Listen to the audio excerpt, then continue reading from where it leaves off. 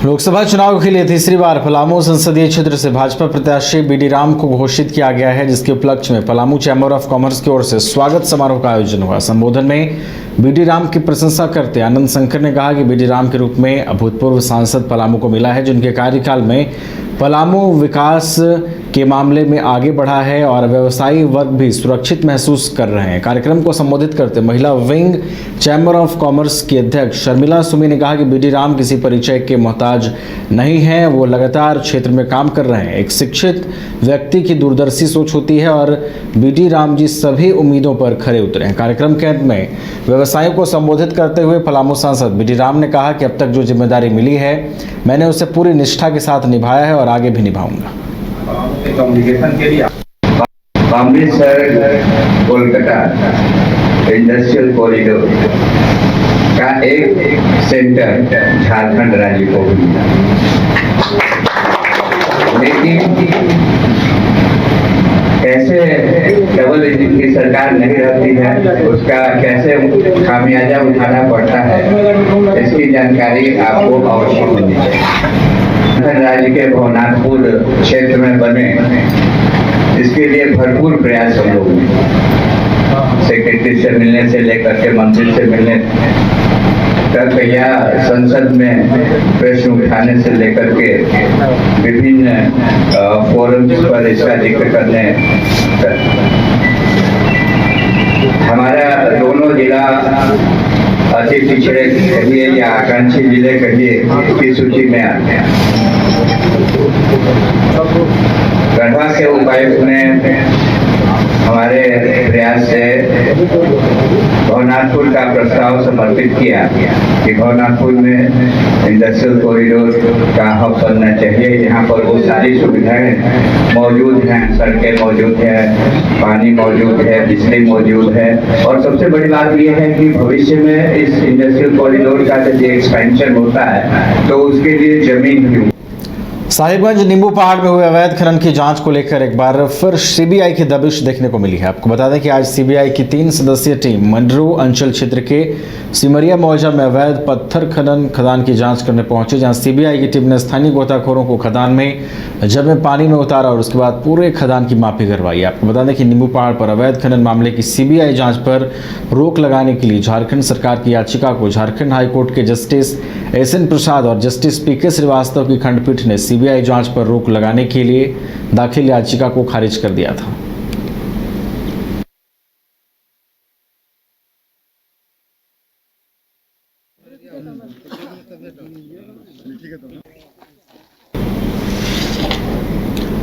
पूरे देश में लोकसभा चुनाव को लेकर पुलिस प्रशासन अलर्ट मोड में है। इस बीच पाकुड़ जिले के मालपहाड़ी ओपी क्षेत्र में पुलिस ने फ्लैग मार्च निकाला। यह फ्लैग मार्च आचार संहिता के पालन को लेकर निकाला गया। इसकी अगुवाई ओपी प्रभारी ने की। फ्लैग मार्च नवीनगर से सीता पहाड़ी होते हुए पत्थरघटा चेक पोस्ट से निकलकर पिरलीपुर के खेत होते हुए हमरूल गांव पहुंची, वहां से फिर चिंगा डांगा पर खत्म हुई। फ्लैग मार्च में करीब 100 से अधिक पुलिस के अधिकारी मौजूद रहे।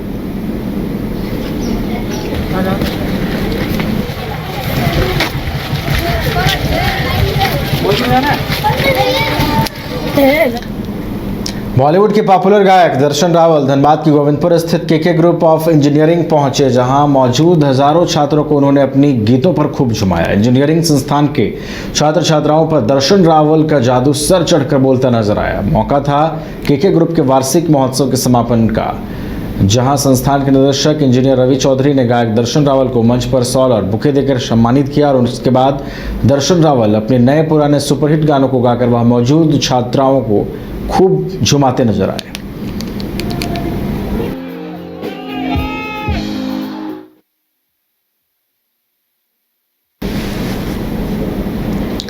प्रमंडलीय आयुक्त बालकिशन मुंडा आगामी लोकसभा आम चुनाव 2024 के मद्देनजर दिव्यांग और वरिष्ठ मतदाताओं के लिए चुनावी प्रक्रिया को सुगम बनाने के लिए उन्हें उपलब्ध कराई जाने वाली विभिन्न सुविधाओं का आकलन और मूल्यांकन करने लातेहार पहुंचे। आयुक्त ने 73 मनिका और 74 लातेहार विधानसभा निर्वाचन क्षेत्रों के विभिन्न मतदान केंद्रों का भ्रमण किया और दिव्यांग और वरिष्ठ मतदाताओं के लिए मतदान केंद्रों पर सुलभ शौचालय, पेयजल, चिकित्सा सहित सुविधाओं का आकलन और मूल्यांकन किया।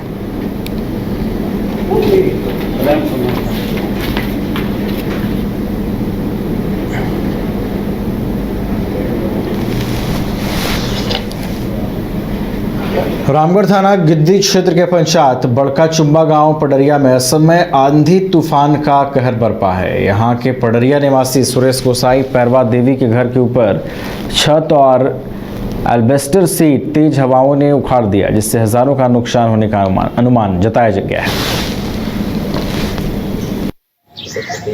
50-60 हज़ार का नुकसान हुआ, जिसमें आलू धान चावल था रखल सब खत्म हो गया, सीट पूरा टूट गया। 50-60 हज़ार का नुकसान हुआ, जिसमें आलू धान चावल था रखल सब खत्म हो गया, सीट पूरा टूट गया। जमशेदपुर और Adityapur all India builder association का एजीएम संपन्न हुआ। जमशेदपुर के आस्था डेवलपर्स के युवा बिल्डर सुंदर सिंह को अध्यक्ष बनाया गया, तो वहीं Adityapur all India builder association के अध्यक्ष नट्टू झा को बनाया गया, जिसे लेकर ऑल इंडिया बिल्डर एसोसिएशन ने प्रेस वार्ता का आयोजन किया, जहां all India builder association Jamshedpur अध्यक्ष सुंदर सिंह ने मीडिया से बात करते कहा कि बिल्डरों के उत्थान के लिए हर संभव प्रयास करेंगे। उन सब का ये फैक्ट को लेके चलना कि यूथ को आगे बढ़ाना है, एक सर्टेन जनरेशन को आगे बढ़ाना है, ये फैक्टर मुझे लगता है मेरे लिए बहुत अच्छा रहा, मेरे लिए बहुत लकी रहा, जिसके वजह से मैं इस पर्टिकुलर पद पे आ पाया हूँ। और उनका ऐसा लगना कि आगे फ्यूचर जो है बिल्डर्स एसोसिएशन का यूथ संभालने के केपेबल है, जिसके वजह से मुझे लगता है कि ये पद मुझे दिया गया है। So I am very thankful to all my seniors जो कि बिल्डर्स एसोसिएशन के पार्ट हैं, जिन्होंने मुझे जो है ये पद दिलवाया है। बहुत बहुत धन्यवाद। मुझे ऐसा लगता है कि ये real estate and contractors builders का जो सेगमेंट है, इसमें बहुत सी जगह है जहाँ पे हमें काम करना चाहिए। अभी मुझे लगता है फॉर एग्जांपल आज के डेट में हमारे स्टेट में रॉ मटेरियल्स की सडन क्राइसिस है। आज के डेट में मुझे लगता है कि there is no sand and stone chips. आज के डेट में सरकार ने किसी भी कोई भी लीगल तरीका से सैंड देना जो है बंद कर दिया है, जिसकी वजह से मुझे लगता है कि करोड़ों का जो रियल एस्टेट में नुकसान होता है।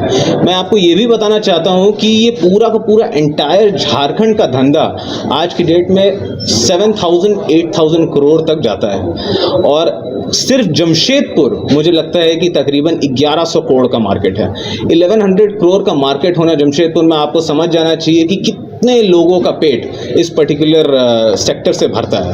अब क्योंकि ये सेक्टर इतना महत्वपूर्ण है और छोटे से रॉ मटेरियल की कमी होने के वजह से आज की डेट में आरएमसीज और रियल एस्टेट डेवलपमेंट जो है ठप पड़ जाता है। इसके लिए ये एसोसिएशन जो है मुझे लगता है कि बनाया गया है, ताकि हम डेवलपर्स ये बात उस जगह पहुंचा पाएं जहां से इन हजारीबाग में मौसम की बेरुखी स्थिति तौर पर किसानों को नुकसान पहुंचा रही है। हजारीबाग में पिछले शाम हुई बारिश और तेज हवा से हजारीबाग के चाक पदमा, कटकमसांडी और विभिन्न प्रखंडों के किसानों को काफी नुकसान हुआ है। उनकी तैयार फसलें बर्बाद होती नजर आ रही हैं। तेज हवा के कारण गेहूं की फसल को भी नुकसान पहुंचा है।